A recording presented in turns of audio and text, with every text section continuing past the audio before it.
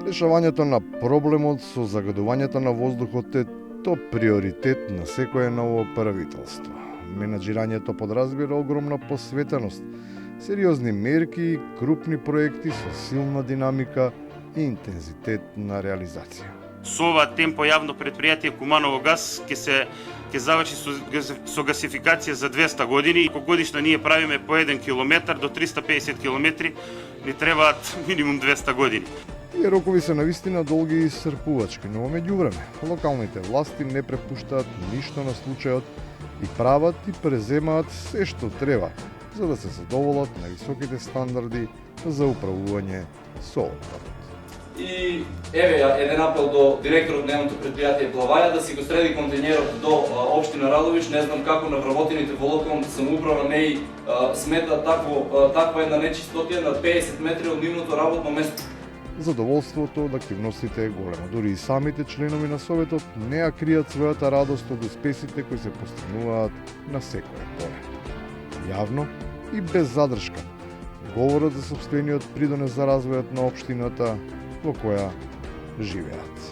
Носиме одлуки, меѓутоа во овие 3 години на вистина немаме никаков голем и крупен бенефит направено за аеродромци, а тоа мене лично као човек ми прави незгодно.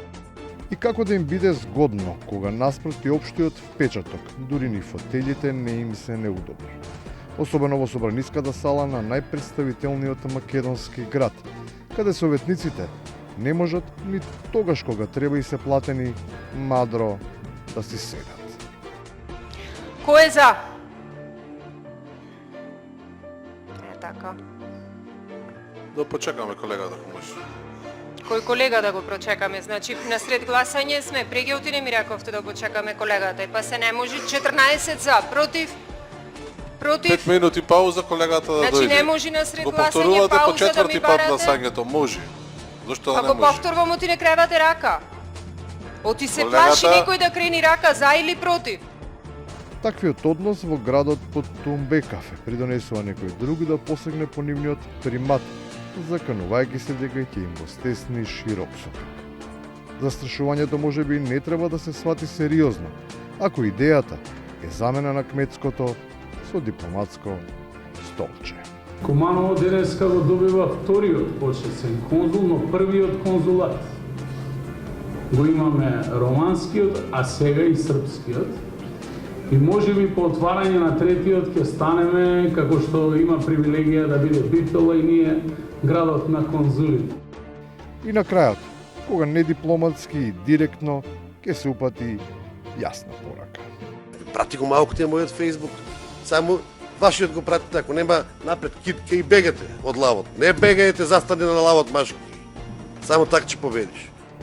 Македонија 30 години е сведок на битка меѓу китката и лавот. Победувале еднаш едните, друг пат другите. Прашање е само кој постојано трпи порази.